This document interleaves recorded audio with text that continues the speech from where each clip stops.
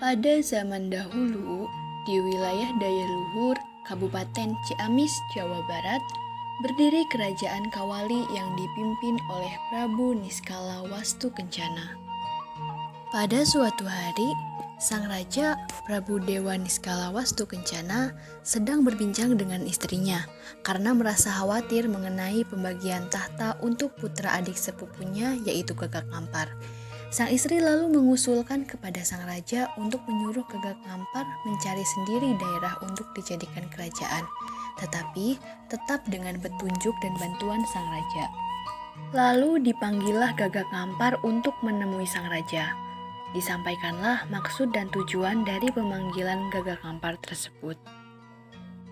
Setelah setuju dengan apa yang disampaikan oleh sang raja, Gagak Ngampar pun berangkat bersama para pengawalnya yaitu ke arah timur Sungai Cijolang.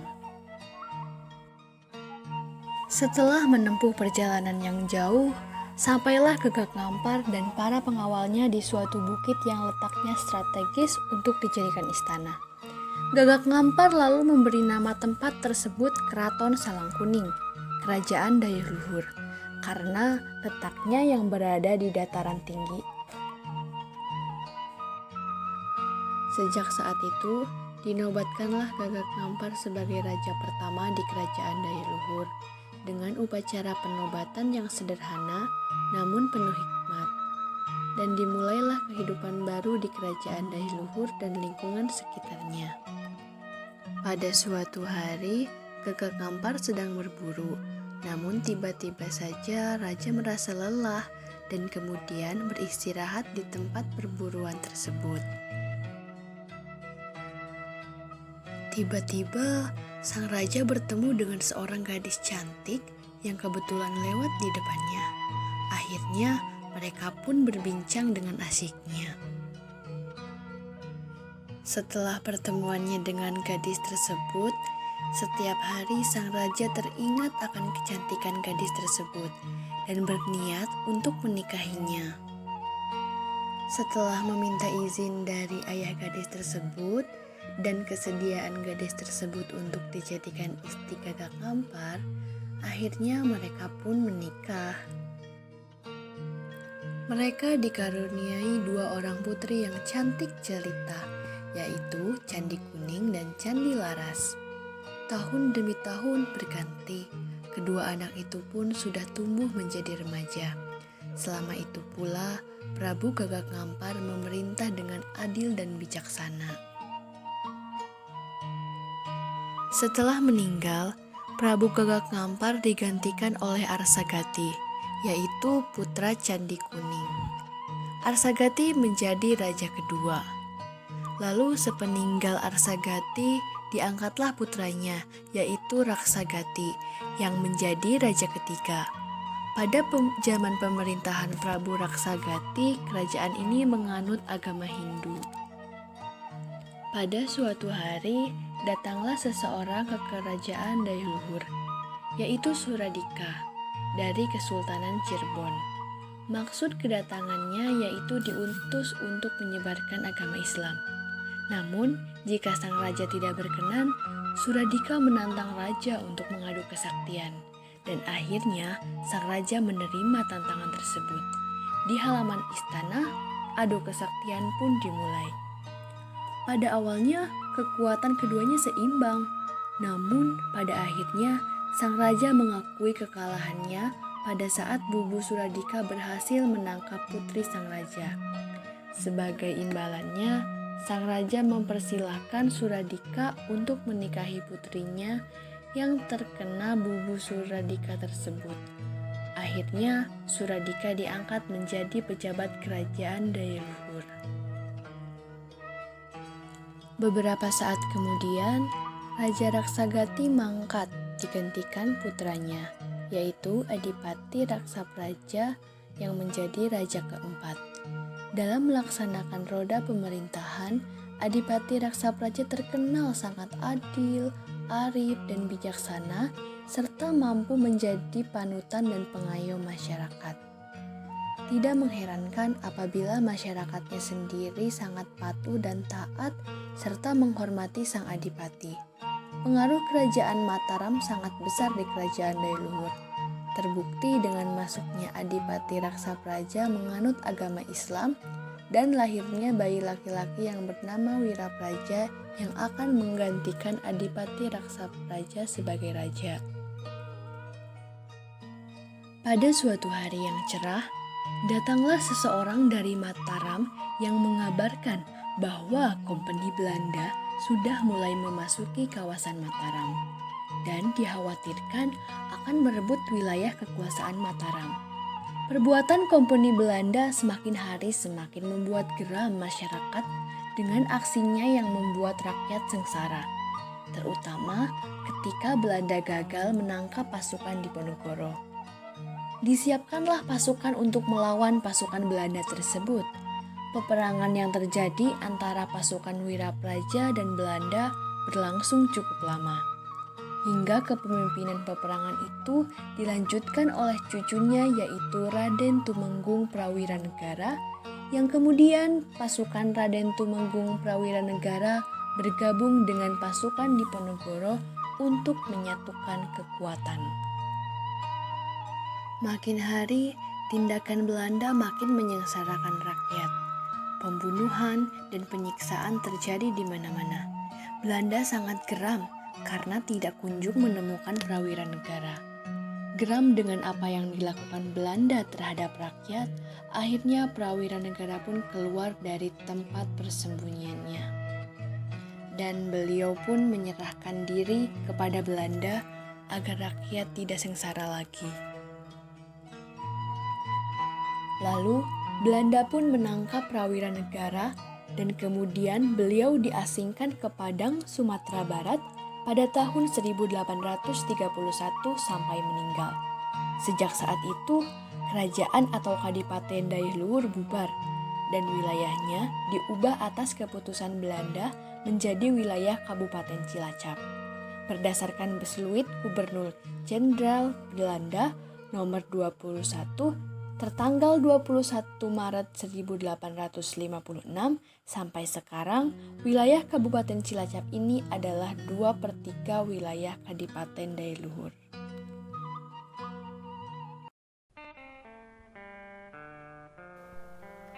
Cerita Rakyat, Misteri Saedah dan Saini, Jembatan Kalisewo. Kabupaten Indramayu terletak di wilayah administrasi Provinsi Jawa Barat. Lokasinya terdapat di bagian utara Jawa Barat atau dikenal dengan istilah wilayah Pantura. Terdapat beberapa cerita rakyat yang berkembang di masyarakat Indramayu. Salah satunya adalah cerita Saedah Saini dari Kecamatan Sukra yang menyimpan misteri. Cerita ini bermula di suatu kampung terdapat sepasang suami istri dengan 2 orang anaknya, bernama Saedah yang laki-laki dan Saini yang perempuan. Kedua suami istri itu bernama Ki Sarkawi dan Nyi Sarkawi. Pekerjaan Ki Sarkawi mencari kayu ke hutan.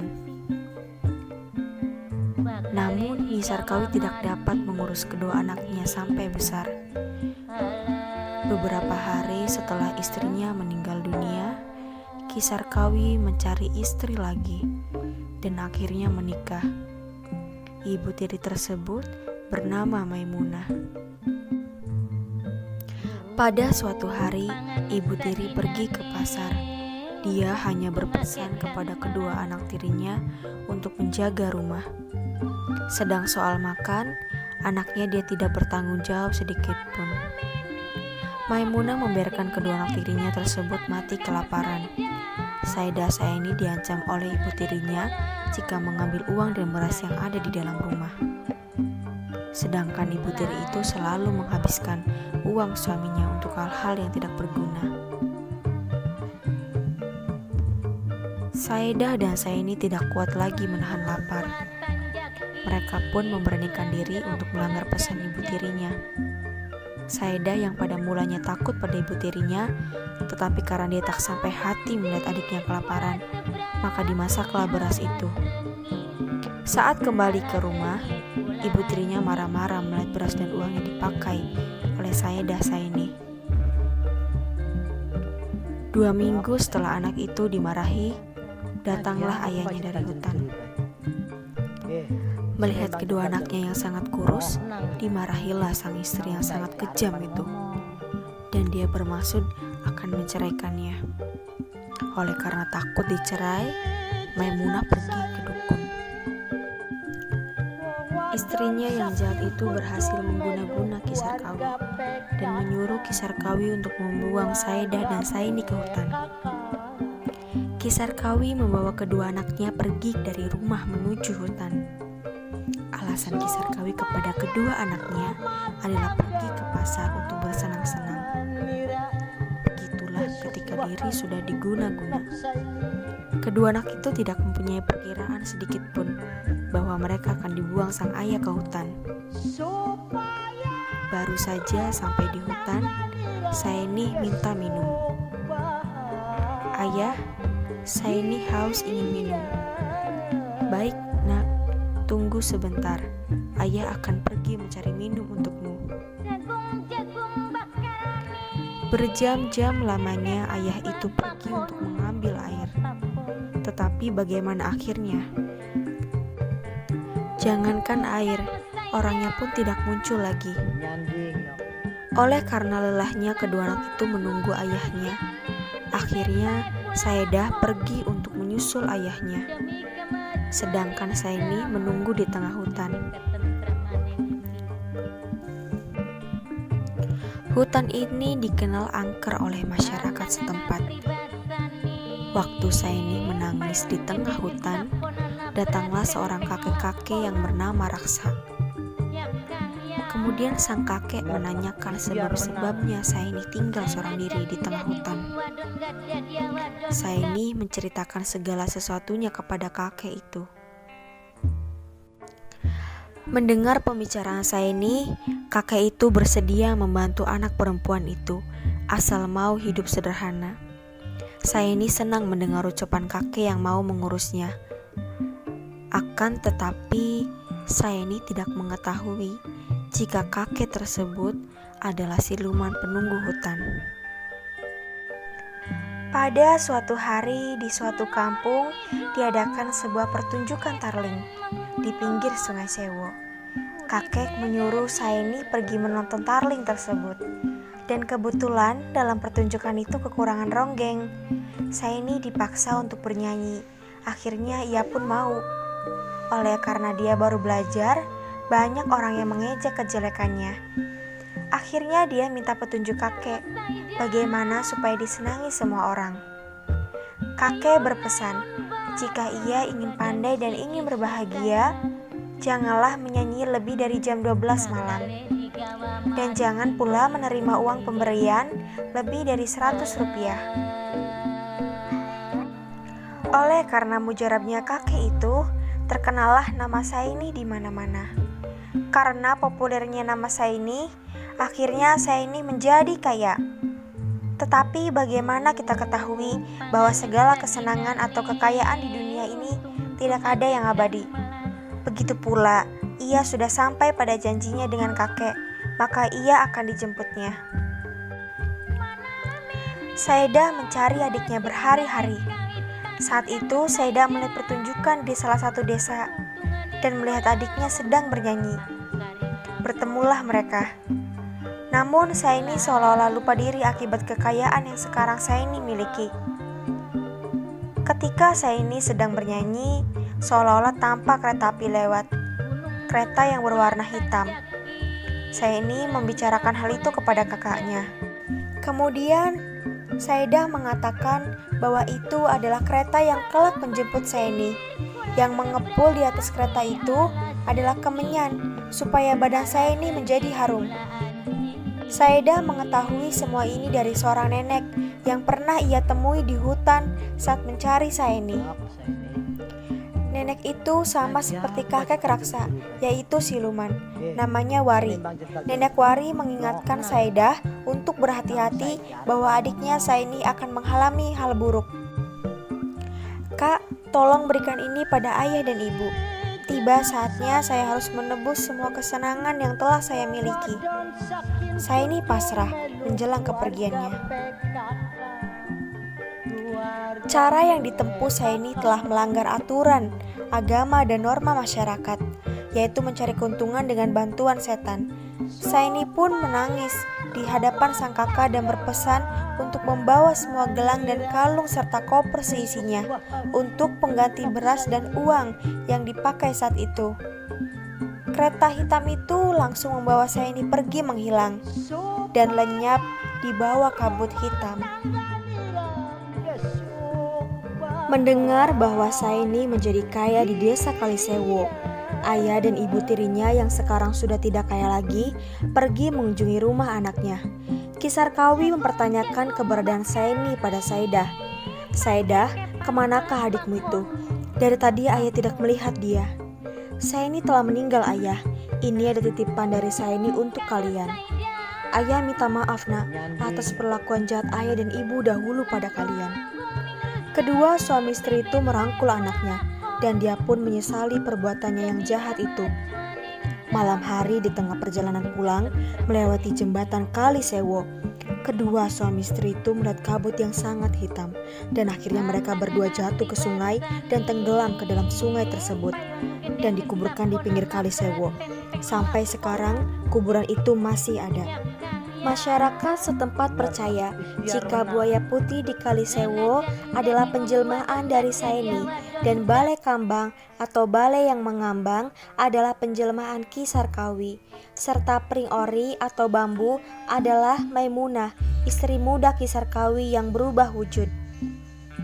Tak hanya itu, Saidah pun yang sangat kehilangan adiknya menangis sejadi-jadinya dan berubah menjadi pohon di tepi sungai Kalisewo. Di jembatan Sungai Sewo, banyak orang yang mengais keuntungan dengan mitos Saini ini. Mereka meraup uang yang dilempar dari para pengendara. Cara mengambilnya dengan menyapu uang dari jalan ke pinggir, kemudian memungutnya. Masyarakat sekitar percaya, setiap ada kecelakaan di jembatan itu diakibatkan oleh siluman penunggu Kalisewo.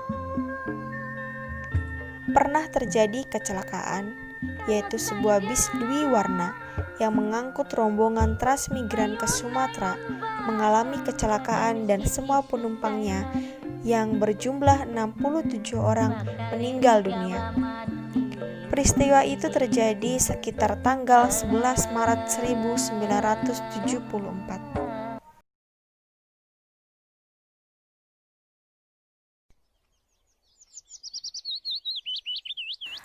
Tahun 1920, di suatu pagi yang cerah, namun hening dan sepi, terdengar nyanyian burung nan merdu. Di desa Sidareja, orang-orang di pasar Dendanu tampak sibuk mempersiapkan dagangannya. Pasar Dendanu ini terletak di tengah desa. Sekarang, tempat ini sudah menjadi terminal bus Sidareja.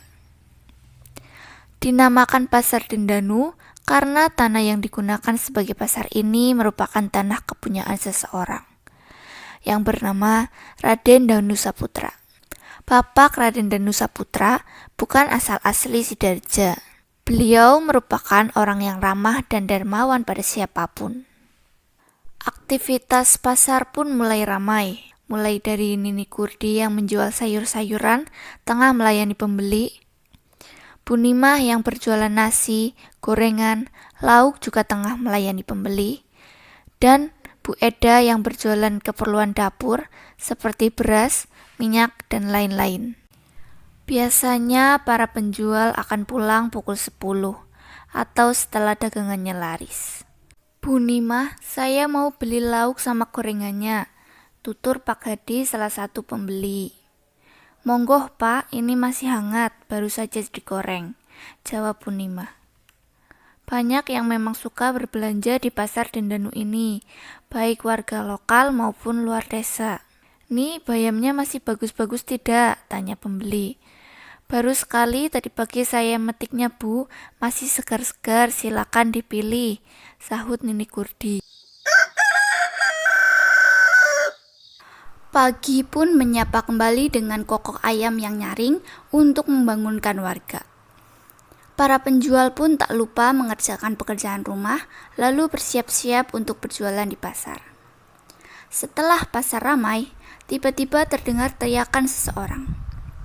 "Itu kenapa ada yang berteriak, Nik?" tanya Punimah pada Nini Kurdi. "Nggak tahu itu kenapa," timpal Nikurdi. Teriakan tadi mulai terdengar jelas.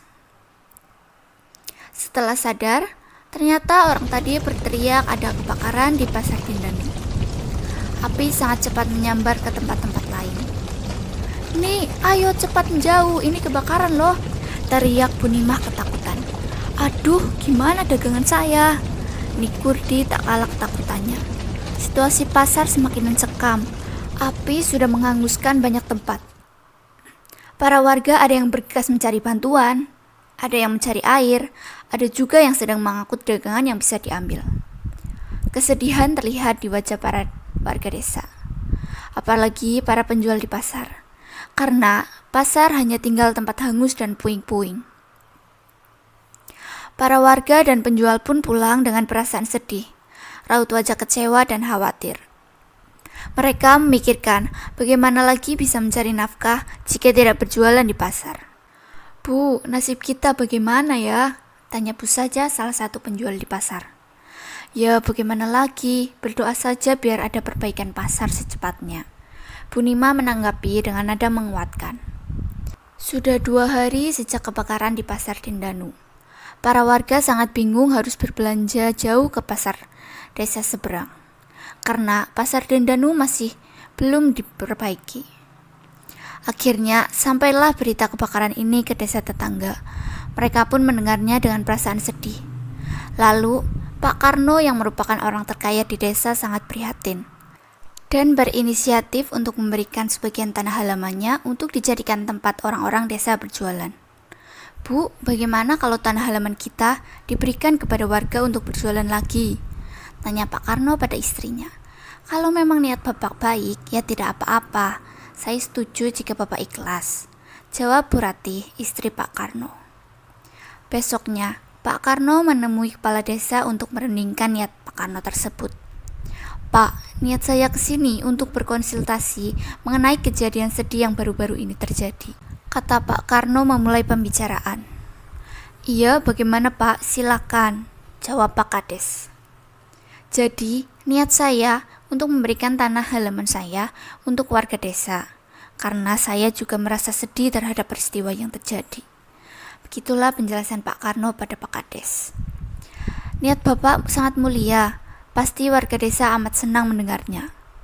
"Jelas saja saya setuju Pak, karena niat baik juga harus diterima," sambung Pak Kades.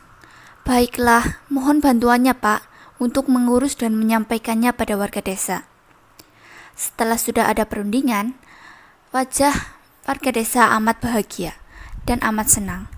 Bersyukur sekali warga desa Sidarja amat baik dan mulia. Hari berikutnya, para penjual pun menempati halaman pasar yang baru. Mereka mulai aktivitas seperti sedia kala. Berjual beli semakin ramai, bahkan lebih ramai dari sedia kala. Bulan demi bulan sudah dilalui. Warga desa sudah terbiasa dengan pasar yang baru. Namun, berita duka kembali melanda desa Sidarja. Pak Karno, seorang yang amat mulia dan berjasa, menghembuskan nafas terakhirnya. Kesedihan meliputi seluruh desa Sidarja. Nama Pak Karno pun diusulkan sebagai nama pasar yang baru itu, dikarenakan jasa dan kebaikan hati Pak Karno. Jadi, pasar baru tersebut dinamakan Pasar Karna, untuk mengenang jasa Pak Karno dan agar nama beliau selalu dikenang oleh warga desa Sidarja.